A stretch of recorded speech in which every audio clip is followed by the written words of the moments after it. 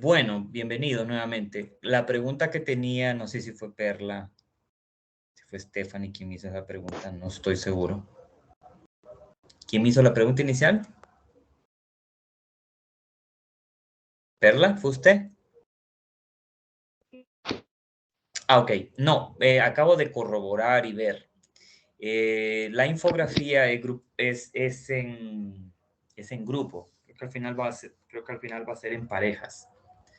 Y se les va a subir, yo les voy a subir una rúbrica donde está explicada la forma como se va a proceder con esa infografía. Esa rúbrica se las voy a subir al campus virtual, ¿verdad? Al aula. Y sí, en efecto, es en grupo, probablemente en parejas. Y el asunto es que se va a utilizar una aplicación que se llama Canva. Lo que se hace es que nosotros abriremos como una sesión en Canva. Es una aplicación que así se llama, Canva, para hacer infografías, entre otros recursos. Y a través de esa plataforma ustedes podrán hacer su infografía. Pero la rúbrica se les va a subir al aula virtual, ahí al campus. Bueno, bienvenidos nuevamente esta Y semana. ¿Sí? va a subir ya los grupos de parejas. Ahorita cuando les subamos la rúbrica, ahí les vamos a explicar cómo vamos a hacer con eso. ¿Ok? Bueno, entonces, esta semana el día de hoy vamos a terminar con la presentación de protozoarios que no hemos terminado. Y vamos a seguir desde este grupo, ¿verdad? De los protozoos ameboides o los protozoos que tienen una forma típica de ameba. Recuerden una cosa, quiero que recuerden una cosa. Cuando empezamos a hablar de los protozoos, les mencioné que no podemos estudiar a cabalidad a todos los grupos, pero que nos íbamos a centrar en aquellos que, digamos, son mayores en número y que son filos muy importantes para el hombre y para la naturaleza en el sentido de sus nichos ecológicos o sus funciones ecológicas. ¿Verdad? Entonces, yo les había mencionado que íbamos a estudiar los siguientes filos de protozoos o de protistas. ¿Verdad? Y vamos a estudiar al filo de los sarcomastigóforos. Si usted busca ese nombre, lo va a encontrar en los libros. Sarcomastigóforo incluye a todos los protozoarios que son flagelados y amebas, ¿verdad? Esos son el filo sarcomastigóforo o sarcomastigófora. Los flagelados, todos aquellos que vimos en las clases anteriores, que son flagelados, y también a las amebas, que son los que vamos a ver ahorita, los ameboides, los protozoos ameboides o amebas. También les había mencionado que íbamos a estudiar el filo apicomplexos. En algunos libros aparece como apicomplejos, que es lo mismo. Ese es otro filo. Y en ese apicomplexos están los que son parásitos intracelulares importantes, como el caso del Plasmodium, que es el que causa la malaria. Y por otro lado, tampoco lo hemos visto, está el filo de los cilióforos, que también conocemos como ciliados, ¿verdad? Aquellos que en vez de flagelos o pseudópodos tienen cilios. Vimos unos ejemplos de todos los que les acabo de decir, vimos unos ejemplos en las primeras diapositivas de esta presentación. Pero recién pasado, la semana pasada, vimos a los flagelados, ¿verdad? E incluso dentro de esos flagelados vimos aquellos que producían enfermedades, ¿ya? Producían enfermedades en el hombre, eso ya lo vimos. Entonces ahora vamos a ver a los ameboides o a las amebas. Muy bien, entonces, solo habíamos visto esta diapositiva, pero vamos a avanzar. Aquí, dentro de este filo de los sarcomastigóforos, vamos a encontrar a un subfilo. ¿Ya? Los subfilos son esos grupos dentro de, ¿verdad? Como por ejemplo, cuando hablábamos de zooflagelados, estábamos hablando de un subfilo, o los fitoflagelados, estábamos hablando de un subfilo. Entonces aquí estamos hablando del subfilo de los sarcodinos o sarcodina, en donde vamos a encontrar estos organismos que son marinos, pero también son dulceacuícolas, aunque también vamos a encontrar, por su amplia diversidad, vamos a encontrar algunas especies que viven en ambientes terrestres húmedos, ¿verdad? Por supuesto. Sabemos que los ameboides o las amebas, su forma de atrapar alimento o de desplazarse es a través de pseudópodos, esa modificación o esa extensión del citoplasma, del citoplasma celular para formar esas proyecciones hacia adelante del cuerpo celular que los ayuda a moverse y capturar alimento. Casi siempre las amebas son asimétricas o poseen simetría radial. Creo que fue hace como... Me cierran los micrófonos, porfa, que estoy escuchando, hay un micrófono abierto. Todos ciérrenme los micrófonos. Te lo dije. Todos. Por... A ver, voy a tener que cerrarlo yo porque no me están haciendo caso. Vamos a ver.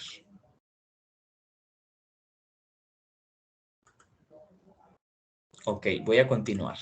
No me abran los micrófonos, por favor. Bien. Entonces, su simetría en los amebas asimétricos o de simetría radial. Principales grupos, amebas, foraminíferos, heliozoos y también están los radiolarios. Hay pues, otros grupos por ahí, pero básicamente esos son los que vamos a ver en estos momentos, ¿no? Bien, luego movimiento ameboide, eso es desplazar el citoplasma para producir los pseudópodos que pueden ser de dos tipos principales, lobopodios y filopodios. Para diferenciar un lobopodio y un filopodio, de manera muy general, el lobopodio es más común y es más grueso, es como una extensión, un pseudópodo mucho más grueso, mientras que el filopodio es un pseudópodo más fino, más delgadito. Esa es una forma de identificar visualmente lo que es un lobopodio y un filopodio. Bueno, las amebas son heterótrofas, ¿verdad? Se alimentan de bacterias, por ejemplo, se alimentan de algas unicelulares, se alimentan de diatomeas, de otros protozoos, de rotíferos, de copépodos y otras partículas alimenticias, que no necesariamente pueden ser solamente seres vivos, células, sino también pueden ser productos de otros seres vivos o restos orgánicos también, ¿verdad? La reproducción es asexual por fisión binaria. Es muy fácil entender que una célula ameboide, por ejemplo, se reproduzca dividiéndose en dos. Simplemente sería la forma más fácil de reproducirse. En cuanto a las amebas o a este subfilo que se llama sarcodinos, en cuanto a las amebas, vamos a ver que hay amebas de cuerpo celular desnudo y hay amebas que tienen una caparazón o que alrededor del cuerpo celular hay una testa que es una como capa dura formada por minerales que protege el interior del cuerpo celular. Entonces, las amebas desnudas las encontramos en el mar, las encontramos en cuerpos de agua dulce, incluyendo el agua dulce que nos tomamos, el agua que nos tomamos, por muy desinfectada que esté, amebas siempre van a haber en el agua, siempre. Muchas de ellas nos causan problemas intestinales en algún momento por diversas razones, otras no.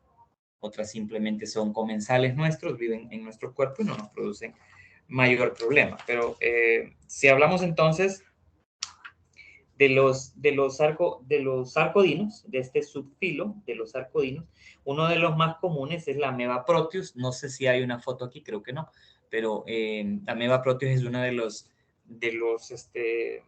amebas más comunes estudiadas por la ciencia que puede encontrarse en aguas dulces. Bueno, aguas dulces, ya sea naturales o artificiales creadas por el hombre.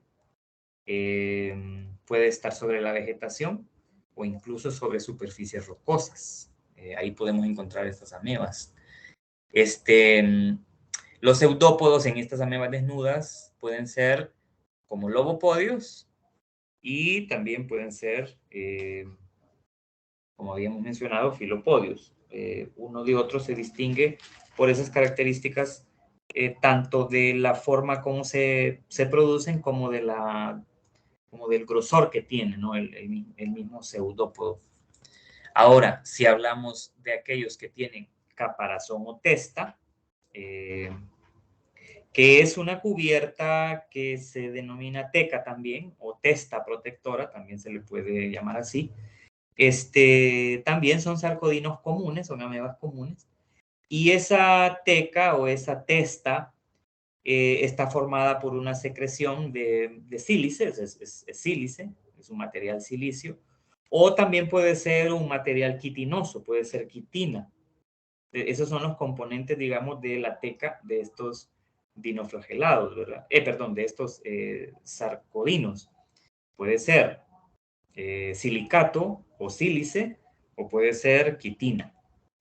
Y a su vez, esa teca puede estar reforzada, digamos, por granos de arena. O sea, también aparte de quitina, o si está formada de quitina, o aparte de, si está formado de sílice, aparte puede tener también granos de arena y eso le da como un reforzamiento estructural. Lo que usted ve en la fotografía aquí es una ameba desnuda, como la ameba Proteus, que es una de las comunes en agua dulce, o en superficies también. Igual las que tienen testa pueden ser dulceacuícolas, pueden vivir en tierra, en suelo húmedo, y también pueden vivir incluso en vegetación.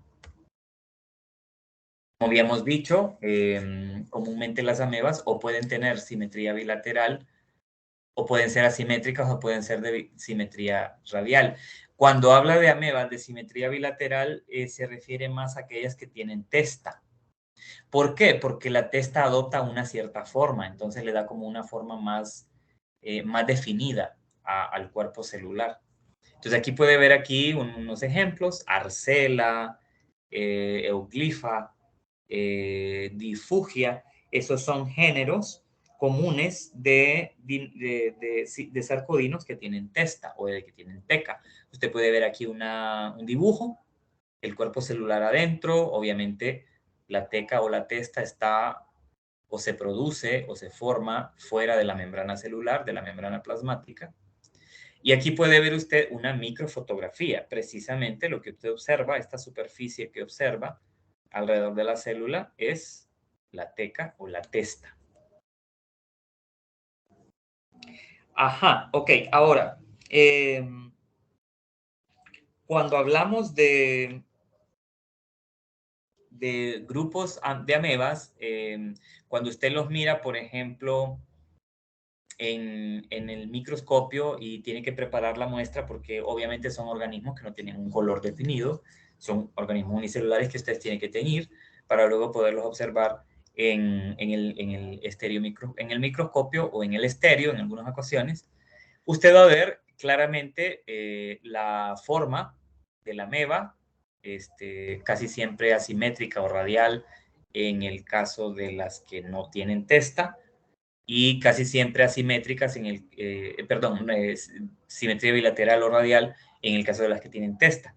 Y usted va a ver que claramente se va a teñir muy claramente, como dentro del cuerpo celular, el núcleo se va a ver, es lo que se va a ver más definido, y obviamente las prolongaciones de los pseudópodos es lo que usted va a ver más fácilmente, más claramente. Hay un ejemplo de una ameba que se llama entameba histolítica. La entameba histolítica es una ameba bastante interesante porque resulta que es la única ameba que es patógena hallada en el intestino de los seres humanos. Es la única. O sea, nosotros convivimos con otras amebas, como por ejemplo Blastocystis hominis. El médico, cuando usted tiene un problema gastrointestinal, a veces el médico le manda a hacer un examen de heces, y en ese examen de heces a veces el resultado es esta ameba que le acabo de decir, Blastocystis hominis. Blastocystis hominis forma parte de la flora del cuerpo del ser humano. O sea, vive ahí como un comensal. No nos provoca problemas mayores, salvo en aquellas ocasiones en las que por una infección primaria o porque las condiciones intestinales favorecen la reproducción masiva de esa Blastocystis hominis, esta comienza a reproducirse masivamente y entonces le provoca un cierto grado de disentería. Y entonces usted empieza a tener disentería, se empieza a deshidratar y el médico le dice, aquí en el examen se encuentra Blastocystis hominis y esta es la causante de su problema, pero no es realmente una ameba patógena. Entomeba histolítica es la única que es patógena y que encontramos en el intestino del ser humano. Ahí se ven en esa diapositiva, pues hay una microfotografía de esta ameba. No es una ameba con teca, es una ameba desnuda.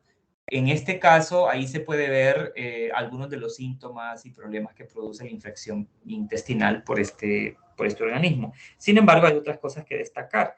Y es que, por ejemplo, alrededor del 10% de la población humana está probablemente colonizada por esta ameba.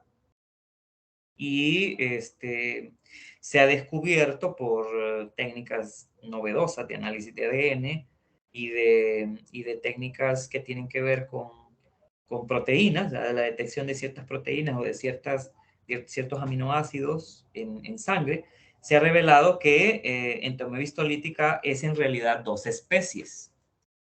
Por un lado, dos especies diferentes. Por un lado hay una que no es patógena, que no produce enfermedad ni ninguno de esos síntomas que usted ve ahí, y esa se llama Entomeba dispar, así como lo oye, sin Y y latina, dispar, esa es la especie. Entomeba dispar no es patógena y es la más común, pero Entomeba histolítica es la que es patógena y es invasora y que causa esa disentería amebiana que produce unas grandes diarreas y unas deshidrataciones terribles, ¿verdad?, en el intestino de los seres humanos. El problema con Entomeba histolítica es que utiliza proteínas como las lectinas, que están en el intestino, y utiliza esas lectinas para unirse a la galactosa de la membrana citoplasmática de las células intestinales y causar lisis de la célula, causa la destrucción de la célula intestinal. Y eso es al final lo que provoca el tremendo dolor y que provoca también la diarrea, ¿verdad?, las disenterías, que cuesta liberarse de esos síntomas, cuesta sentirse mejor a pesar del medicamento. Entonces, este es un ejemplo de la única ameba patógena que encontramos en nuestro intestino, los seres humanos, ¿verdad? Entonces ya saben que por los análisis de ADN se sabe que hay dos en realidad, que Entomeba histolítica es una especie y Entomeba dispar es otra, y que dispar no es patógena y que histolítica sí.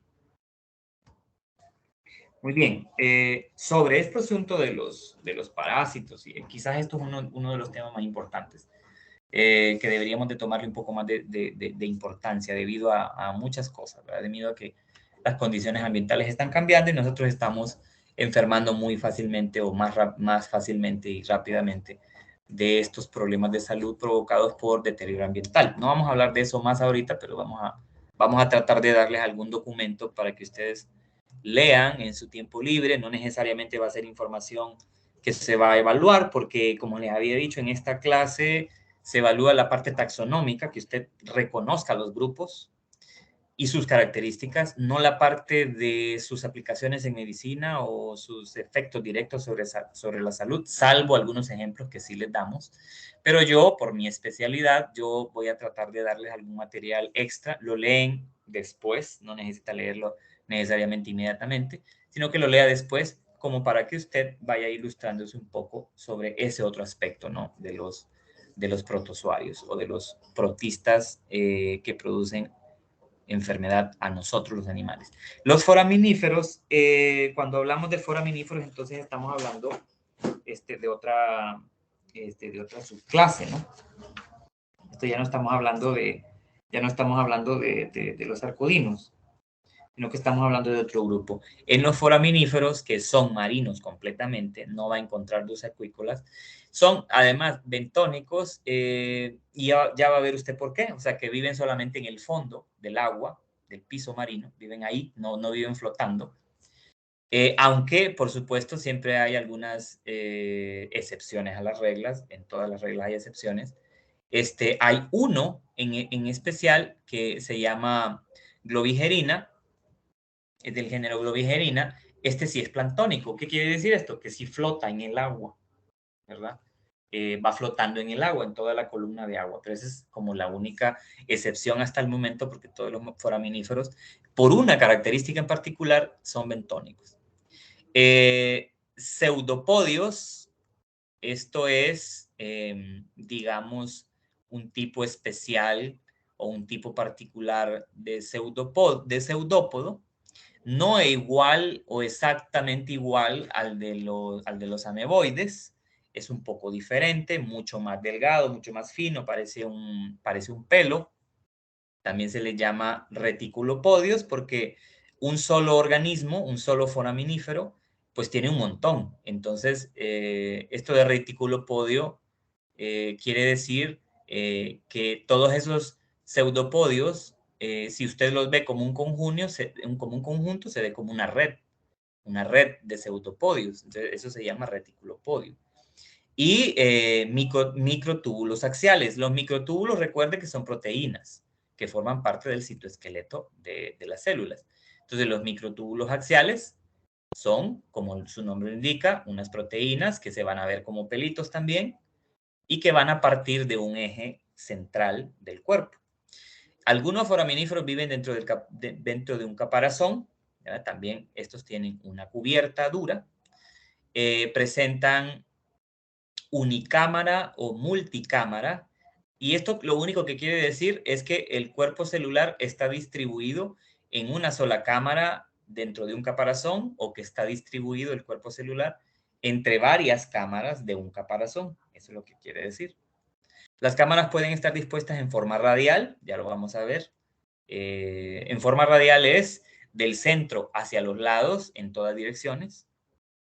Y según este dato, aproximadamente hay unas 35.000 especies descritas de foraminíferos y unas 28.000 especies que se han encontrado como fósiles.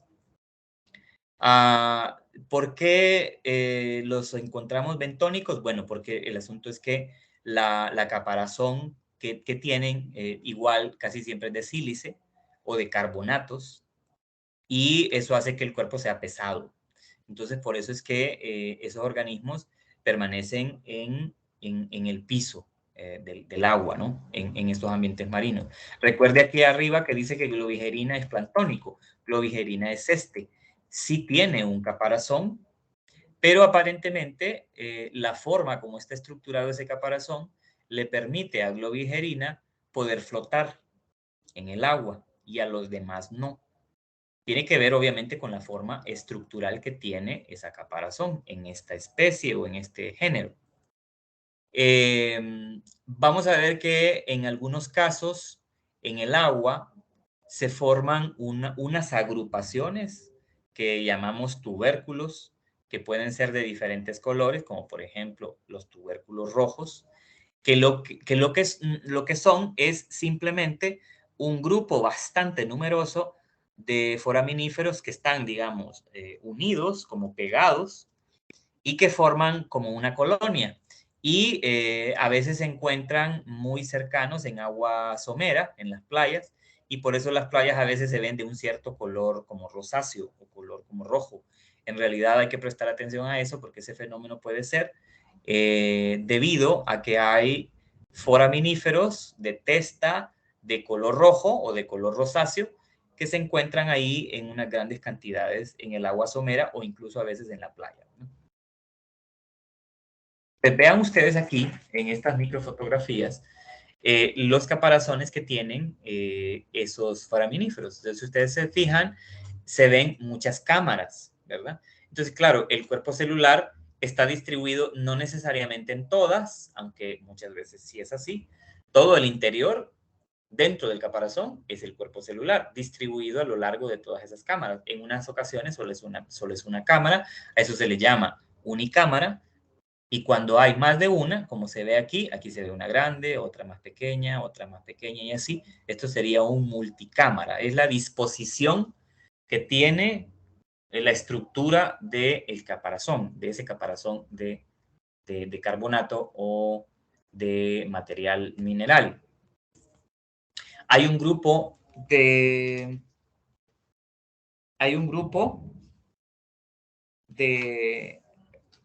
estos organismos a los que conocemos como heliozoos.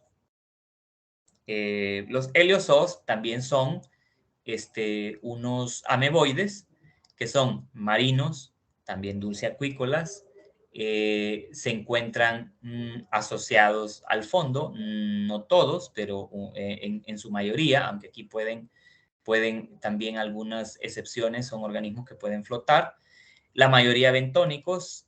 Cuando dice bentónico pedunculado, un pedúnculo es un pie o digamos una estructura que parece un brazo que une o que mantiene fija la célula a un sustrato, que puede ser el suelo, o puede ser una roca, o puede ser un coral, etcétera. Cualquier superficie en el piso marino o en el suelo del agua, en una roca, por ejemplo, en una poza o en agua que no está corriendo, agua dulce que no está corriendo, eso es un pedúnculo.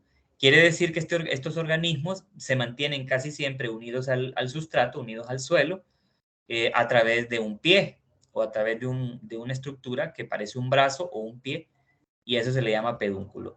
Presentan pseudopodios, básicamente igual la disposición de los foraminíferos. Acipodios aciculares, una acícula es una aguja.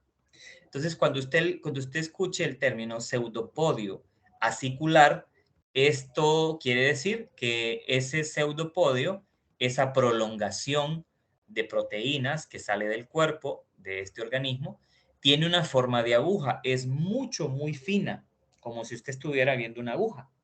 ¿Ah? Eso quiere decir acicular. Entonces presentan pseudopodios aciculares denominados axopodios. ¿Por qué axopodios? Axo de axial, axial, eje. Cuando yo les hablaba de axial, les mencionaba que significa eje central, desde adentro, desde el centro. Entonces, estos pseudopodios aciculares se llaman axiopodios porque todos salen del centro del cuerpo celular hacia todos los lados de la célula. Del centro hacia los lados, hacia afuera. Eso quiere decir axopodios. Todos salen del mismo eje. Ahí se puede medio ver en la imagen esa situación, ¿verdad? Vean esos pseudopodios en forma de agujas y todos vean la disposición que tiene, como un montón de agujas que salen de un mismo centro. Entonces, así es, ¿verdad? Y aún así son amebas, ¿no? Y dice que estos axopodios, dice con una varía axial central, el centro, lo que habíamos visto en otras diapositivas, cómo se disponían las proteínas formando ese eje en el centro del cuerpo celular, una varía axial central, la cual funciona como soporte. Por supuesto, es como que usted en un alfiletero, casi siempre hay una parte central en el alfiletero que es un poquito más dura, porque tiene una tela más dura. Sirve de soporte para que esos axopodios se fijen o tengan un soporte estructural en ese centro. Otros tienen además filopodios, pseudópodos muy finos, obviamente muchísimo más gruesos que esos que son aciculares, ¿verdad? Por supuesto. El cuerpo de los heliozoos, les voy a mostrar otras fotos después. El cuerpo de estos heliozoos tiene una forma de esfera o esférica, esfera ectoplásmica o corteza y una médula. Cuando dice tiene forma de esfera ectoplásmica es una célula desnuda, como una ameba desnuda, que tiene una forma esférica y que observa usted que del centro hacia afuera salen esos axopodios. O dice que también puede ser un cuerpo con corteza y una médula. Casi siempre cuando se dice corteza es que usted va a ver que en algún momento la membrana celular se ve un poco más gruesa. Y eso es porque acumula, igual afuera de la membrana celular, acumula una serie de minerales que le dan un soporte estructural al cuerpo de esa célula. Y la médula sería más bien el interior, o sea, la parte que está protegida o cubierta por esa estructura de minerales que está afuera. Algunos de estos heliozoos tienen esqueletos, bueno, esqueletos porque acumulan muchísimos minerales tan parecidos a lo que ocurre con los foraminíferos, muy parecidos. Pero los heliozoos casi siempre van a ser esféricos, no importando si tienen una corteza de minerales o no, siempre van a ser esféricos y siempre ustedes van a ver esos axiopodios aciculares muy abundantes en el cuerpo celular. Tienen forma, tienen forma como escamas, tubos, espátulas o agujas. Eso se está refiriendo a los saxopodios, que tienen forma como de escamas, tubos, espátulas o agujas. Aquí se ven dos géneros representativos, Pinaceófora y Heterophris. O sea, vean ustedes que tienen esas formas esféricas comúnmente. Este es otro grupo, ¿no? Serían los radiolarios. Los radiolarios son marinos, planctónicos. Ya vemos que planctónicos quiere decir que puede flotar. Los radiolarios son los protozoos más grandes en tamaño celular. Tamaño de hasta milímetros, por eso es que obviamente son los más grandes. Y especies coloniales que pueden tener diámetros, toda la colonia, de hasta 20 centímetros de diámetro, por ejemplo. Entonces son muy visibles, ¿no? Como el género Colossum, por ejemplo. Cuerpo esférico también, los radiolarios también tienen cuerpo esférico generalmente, con su parte interna y externa rodeada por una cápsula central. Hay siempre una acumulación ahí de minerales protectores. Citoplasma denominado calima. Ese es un nombre que se le da al citoplasma de este grupo, calima. Esqueleto de sílice, ¿eh? Vea, hay cubiertas de sílice, este es un mineral, con estructura radial, con espinas largas o en forma de aguja, ¿no? Espinas largas en forma de aguja, también son aciculares. Otros están constituidos por un entramado bilateral o esférico con púas y espinas. Obviamente estas púas y espinas están construidas a partir de proteínas. Componen el 30% del sedimento del agua marina, principalmente, ¿verdad? Radiolario es marino.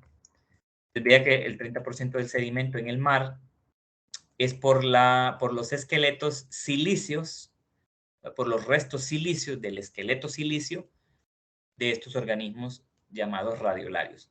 Viven a diferentes profundidades, no solamente los va a encontrar usted flotando, sino que puede encontrarlos en diferentes estratos en el mar. ¿Por qué se les llama radiolarios?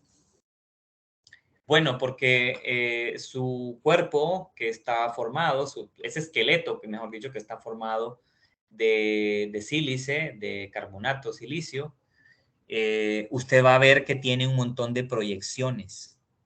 Esas proyecciones son pues las estructuras que le ayudan a flotar, desplazarse, ¿no? Entonces, vea usted la estructura básica de un radiolario. Radiolario viene como eso de radio viene también derivado de la palabra rayo. Y esto simula un rayo, ¿verdad? Estos pseudopodios aciculares que usted puede ver aquí parecen unos rayos que salen del centro. Por ejemplo, en este género Acantometra, usted puede ver una forma muy particular como de estrella, ¿verdad? Porque las prolongaciones salen por todos lados.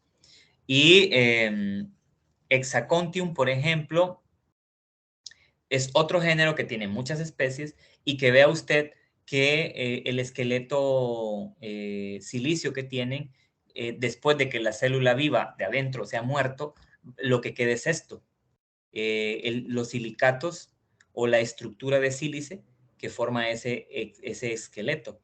Y vea que esto es lo que uno a veces, o que los que estudian los sedimentos marinos encuentran comúnmente, igual junto con diatomeas.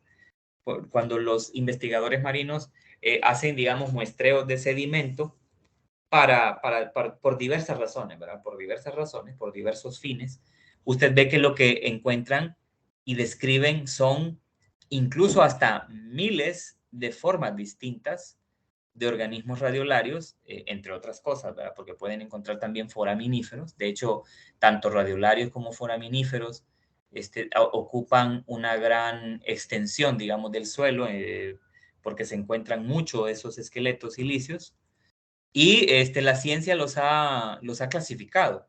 Entonces, hay forma de clasificar esto, ¿no? Y cada una de estas formas tiene un nombre específico. Ustedes saben que en la ciencia tendemos a hacer eso. Si hay variaciones en forma y en estructura, tendemos a darles nombres distintos. Entonces, el que se dedica, por ejemplo, al estudio del mar y quiere especializarse en este grupo de organismos protozoarios, seguramente que tiene un trabajo muy, muy extenso, porque quizás haya formas que no conocemos todavía y haya tantas que el trabajo casi que sería eterno, ¿no? Y aquí vienen algunas fotografías de ya el organismo completo, no solamente con su esqueleto, solo el esqueleto, sino también el organismo ya vivo. Estas son microfotografías, vean que tienen unas formas muy llamativas. En algunos casos los podría confundir incluso con algunas diatomeas. Y bueno, esto es un mundo muy aparte, porque realmente son un número muy grande de organismos, muy diverso, que al estudiarse, pues, se da cuenta uno de que no sabe mucho, ¿no? de la vida, de los fenómenos marinos, mucho menos. Aquí estamos hablando de otro grupo. Aquí estamos hablando de protozoarios que forman esporas. Este es otro grupo. Y este grupo de protozoarios formadores de esporas tienen algunas características también bastante interesantes. Esto es otra clase, ¿verdad? Es otra clase de protozoo. Aquí no estamos hablando de amebas, aquí ya no estamos hablando de amebas, sino que estamos hablando de otra clase, ¿verdad? Estamos hablando de los esporozoos. Esporozoo o esporozoario es un protozoario formador de esporas, eso es lo que quiere decir. Pues es parte del filo de los apicomplexos, ¿verdad? Estábamos hablando de amebas y ahora estamos hablando de otro filo. Y estamos hablando del filo de los apicomplexos, y esta es la clase más importante dentro de ese filo apicomplexos. Recuerda que el filo apicomplexos, ya lo había mencionado yo, es de aquellos organismos que son parásitos intracelulares importantes, incluyendo el que produce la malaria, ¿verdad? O sea, no nos olvidemos de eso. Entonces, aquí encontramos 3 subclases de organismos. Unos que se llaman gregarinas, la otra subclase que se llama los coccidios y la otra subclase que serían los piroplásmidos. En general, hay unas 4.600 especies de estos organismos. No tienen cilios, no tienen flagelos, no tienen pseudópodos. Por eso es más fácil identificarlos como un grupo aparte. Importante, ¿no? Es un grupo importante, pero es un grupo aparte, no flagelado, no ciliado, ni con pseudópodos. Y como son parásitos, como acabamos de mencionar, todos los apicomplexos son parásitos. Estamos hablando de parásitos celulares, ¿no? O sea que se introducen en las células, se introducen en los tejidos del huésped, viven en un huésped. El huésped puede ser un pez, puede ser otro protozoario, o puede ser otro organismo. Lo que andan buscando ellos es dónde colonizar o dónde reproducirse. Los más comunes son los que pertenecen a la subclase de los esporozoa piroplásmidos. Y obviamente todos son de un tamaño muy pequeño porque no los vemos a simple vista. Vamos a ver que hay reproducción sexual. Y esto es muy importante porque cuando pensamos en estos parásitos celulares, vamos a ver que tienen dos ciclos de vida dentro del cuerpo del huésped. Tienen un ciclo asexual y tienen un ciclo sexual. Y en algunos casos, el ciclo sexual se lleva a cabo en un huésped y el ciclo asexual se lleva a cabo en otro. Entonces vamos a ver, miren cómo es de compleja la estructura del cuerpo de estos apicomplexos, ¿verdad? Miren cuántos organelos hay, estructuras. Entonces, cuando hablamos de la reproducción asexual de ellos, podemos encontrar el fenómeno de esquizogonia, que sería una fisión múltiple. Es cuando la célula que se va a reproducir divide su núcleo muchas veces y luego a cada núcleo que acaba de formarse le asigna una cierta porción de citoplasma y de organelos y al final se separan formando múltiples células. Eso es una reproducción asexual por esquizogonia o por fisión múltiple, que vendría a ser lo mismo. Entonces aquí tienen ciclos como fase asexual y sexual, dice, contienen un esporozoito infectante, un trofozoito, los cuales sufren fisión múltiple o esquizogonia, formando individuos denominados merozoitos. Aquí estos términos, esporozoito, trofozoito, merozoito, son diferentes formas celulares, diferentes formas de la misma célula en diferentes momentos de su ciclo vital. Esto es lo que quiere decir.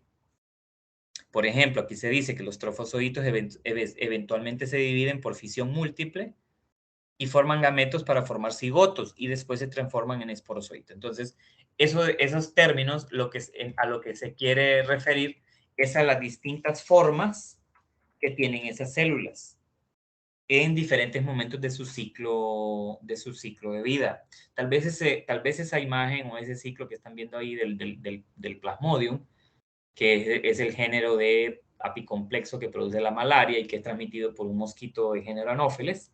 Tal vez esa imagen que están viendo ahorita, ese ciclo, no está muy claro, pero vamos a proporcionarles, lo voy a subir al campus, al aula, les voy a subir uno que está un poco más claro.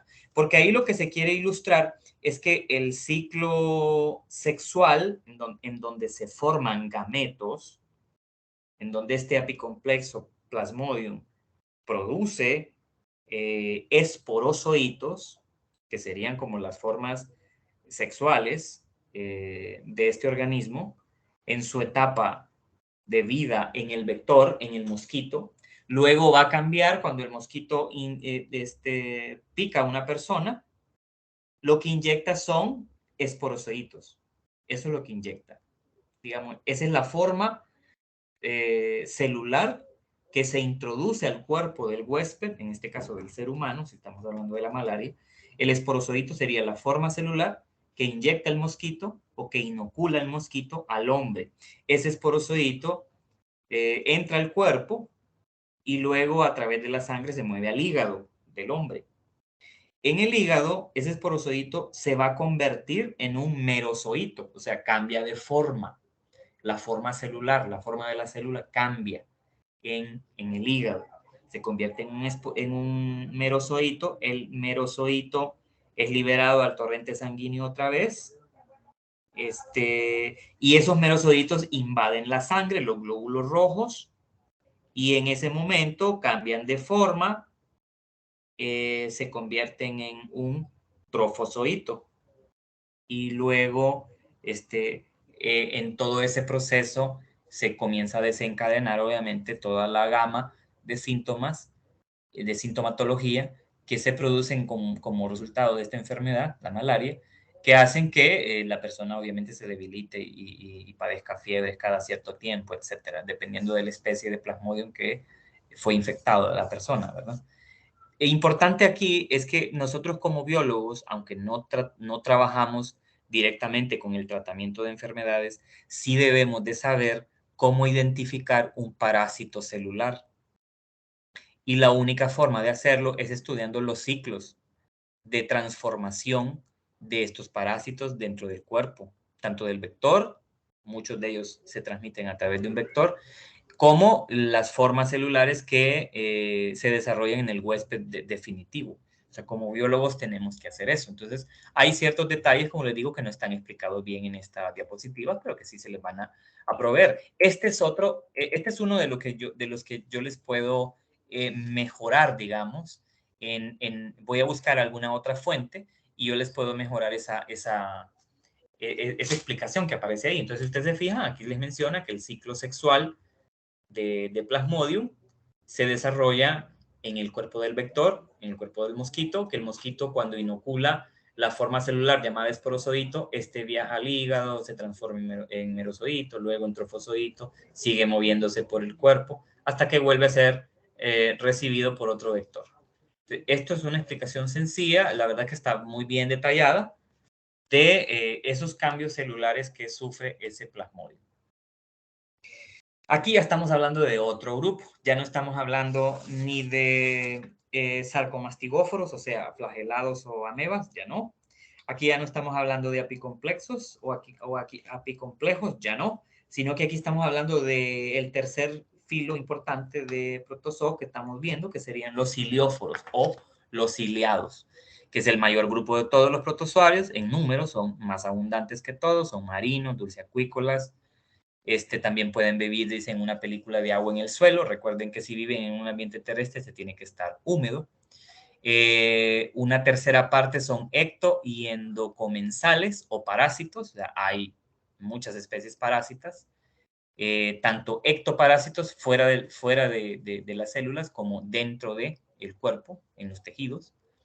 Presentan cilios como un sistema infraciliar que forma cuerpos basales ciliares, o sea, se mueven a través de cilios y esos cilios están bien organizados para poder mover el cuerpo del organismo o producir corrientes de agua que van a generar la atracción de partículas de comida a la célula. Tienen una boca celular o un citostoma.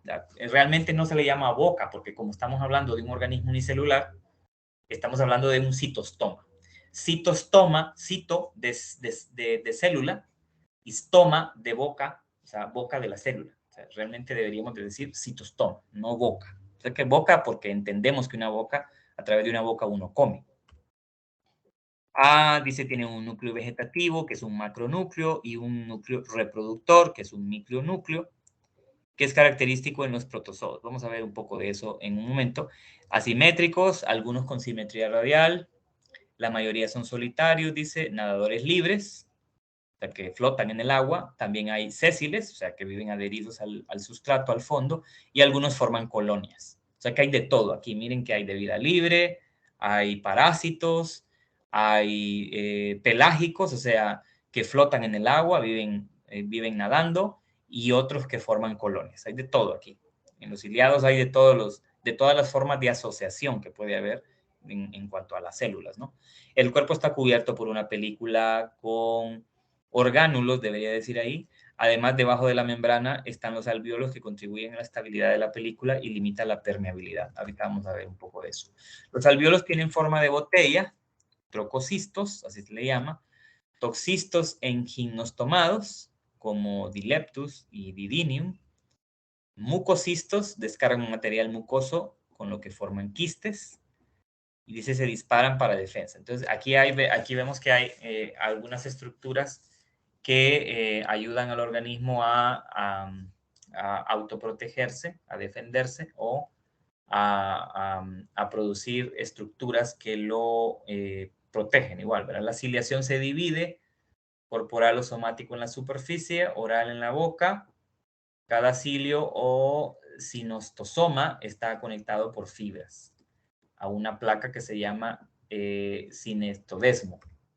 Vamos a ver eso en fotos o en imágenes. La locomoción la llevan a cabo por cilios, eso ya lo vemos evidente, los cuales se mueven, dice, de acuerdo a la orientación del agua. El batido de los cilios, sí, el batido de los cilios son como remos en estos organismos. ¿Se ha fijado usted que cuando en una embarcación hay remos y esos remos se mueven ya sea por una máquina o ya sea por personas? para que el cuerpo avance o para que el barco avance, ¿cómo se tienen que mover los remos? Se tienen que mover en la misma dirección o con un movimiento sincronizado. Entonces, aquí hay una diferencia con los organismos que se mueven por flagelos o por pseudópodos. El pseudópodo se forman de a uno y no se tienen que mover en la misma dirección, ni se mueven en la misma dirección, tampoco los flagelos. Pero los cilios sí. Los cilios en el cuerpo de estos organismos ciliados, para poder desplazar el cuerpo o para poder generar movimiento, tienen que moverse en el sentido de la corriente de agua y al mismo tiempo. Hay cilios unidos en penachos. Los cilios unidos en penachos se les llama cirros. Vamos a ver eso en algunas imágenes. Aquí vemos un organismo, este es un paramecio. Y usted ve que en este paramecio se puede ver el núcleo, se puede ver el sistema de osmorregulación que está en su cuerpo, que recuerde que se llama vacuola contráctil. Aquí se pueden ver, aquí como en estrellas, ¿no? Estas son las vacuolas contráctiles, aquí está el núcleo. Por aquí está el citostoma, aunque no se distingue muy bien, pero este surco que está por aquí es el citostoma. Dice en Paramecium, por ejemplo, este es un ejemplo de un ciliado. La boca se encuentra en la parte anterior, aunque la mayoría están en el sentido posterior. Es la ubicación del citostoma. La boca termina en la citofaringe, o sea, hay un canal después del citostoma. Hay un canal que sirve como faringe y se le llama citofaringe. Recuerde que se le pone el prefijo cito porque estamos hablando de un organismo unicelular, la cual, dice, está cubierta por varillas microtubulares o nematodesmos. Varillas microtubulares, microtúbulos, recuerde, son proteínas del citoesqueleto que le dan reforzamiento o estructura al cuerpo celular, ¿no? Dice, el citostoma y la faringe son los orgánulos de la digestión. Claro que sí. Ahí se van a vaciar enzimas digestivas que digieren la comida. Hay algunos que tienen cavidad preoral, cavidad bucal o peristomio. O sea, en algunos organismos se va a ver que además del citostoma hay como una estructura antes del citostoma, que sirve como una boca verdadera, a la cual se le llama peristomio. Son depredadores por intersección de rotíferos, protozoos, algas, diatomeas. O sea, son depredadores, comen pues todo lo que sea menor a ellos en cuanto a tamaño se lo comen. Filtradores de detritos también, o sea que pueden alimentarse no solamente depredando, sino también pueden filtrar material fragmentado o de desecho que esté disuelto en el agua, flotando en el agua. Dice succión y tentáculos, fagocitosis. Algunos de estos organismos ciliados fagocitan, es decir, engloban, succionan, o a través de unas estructuras celulares que hacen las veces como de tentáculos, se hacen a su presa y luego la engullen, ¿no? Fagocitándola. Aquí lo que se puede ver es cómo se distribuyen en el cuerpo las proteínas, los microtúbulos que le dan esas estructuras a los cilios, al igual que los flagelos, ¿verdad? Porque básicamente están formados de lo mismo. Flagelos y cilios están formados de microtúbulos, nada más que dispuestos de diferente forma, de acuerdo a las especies y los grupos. Y aquí se puede ver, aquí arriba se puede ver cómo están organizados los microtúbulos en un flagelo. Aquí está, mire, la base del flagelo en la célula. Entonces, vea cómo están organizados los microtúbulos.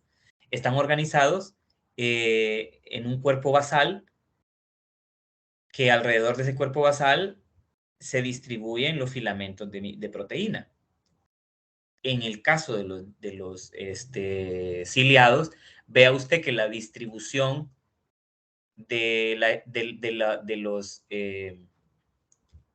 los cuerpos basales o de los discos de donde se disponen las proteínas o los microtúbulos es básicamente la misma, solamente que están dispuestas de otra forma porque, como dijimos, los cilios forman paquetes de cilios, están como empaquetados en varios cilios, salen de un mismo punto. Debajo de ese grupo de cilios o de ese cirro de cilios va a encontrar usted estas placas basales en donde están pegados, digamos, esos microtúbulos para darle mayor firmeza. Y vemos que hay toda una maquinaria que hace posible el movimiento regular en la misma dirección de los cilios cuando tienen que ser movidos.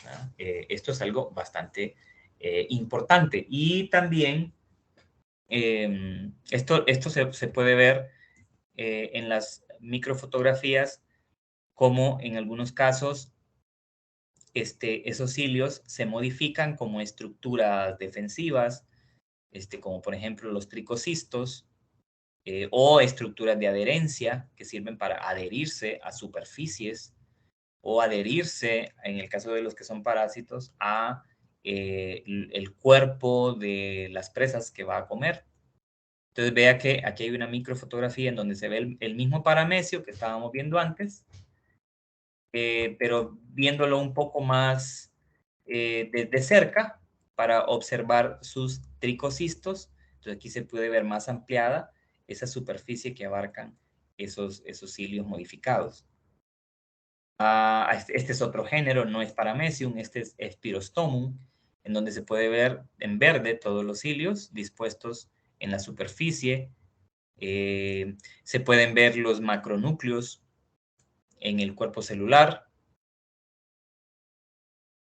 Este es otro Paramecium. Aquí también se pueden ver los cilios en la superficie, se puede ver el macronúcleo y se puede ver el micronúcleo. Paramecium en conjugación. Aquí lo que se está viendo es un ciliado en conjugación, específicamente el género Paramecium.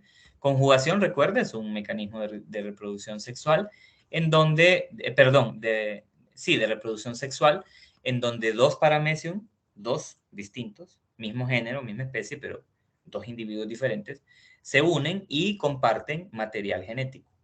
Se conjugan material genético. Es una forma de reproducción sexual en estos organismos. Aquí vemos una gama de ejemplos de varios organismos de estos grupos que hemos estado viendo.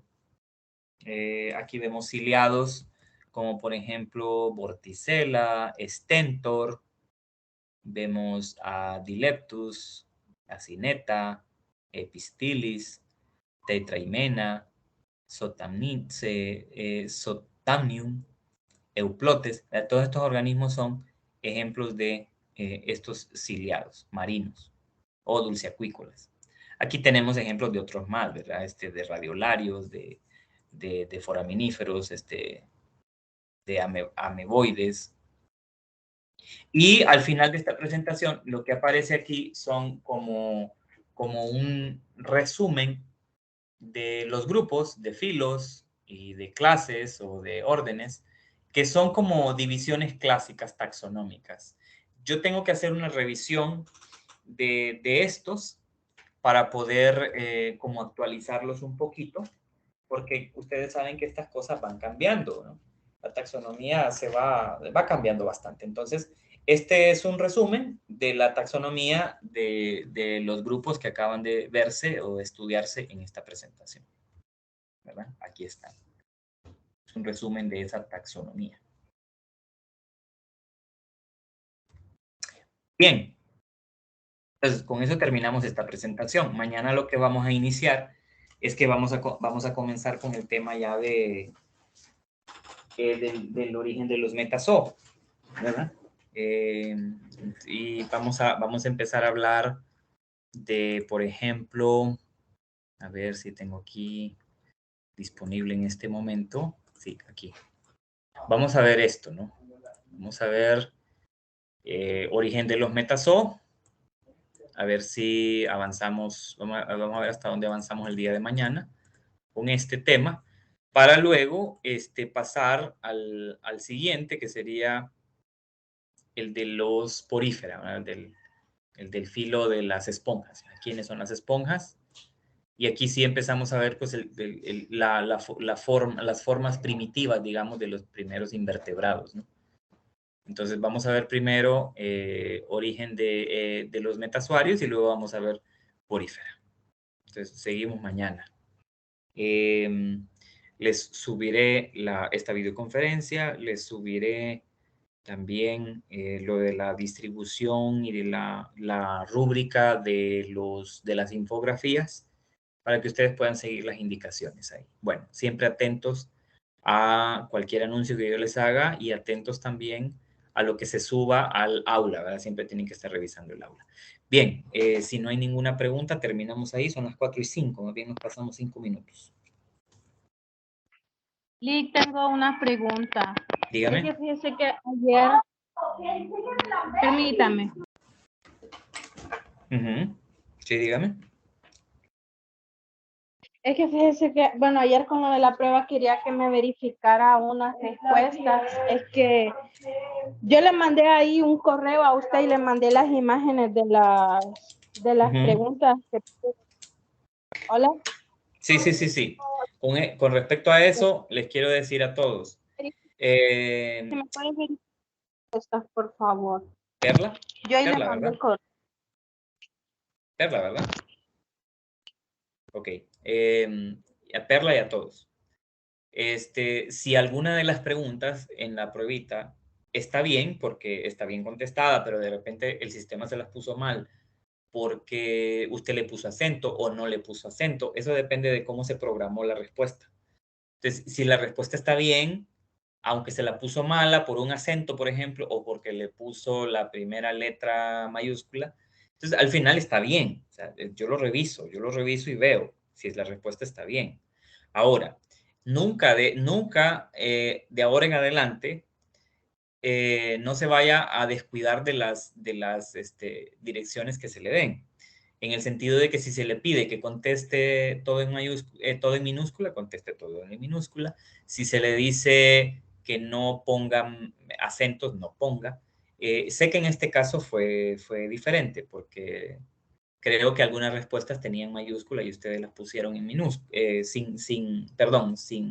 sin tilde, y entonces el sistema la tomó mala. Pero yo reviso eso. Si usted tiene su respuesta buena, solo por una tilde no le voy a bajar ese punto o esos puntos que corresponden. Yo reviso eso siempre, así que ahí no tiene problema. Y les voy a pedir un favor también. Ahorita no me escriban al correo, porque mi correo tiene un problema.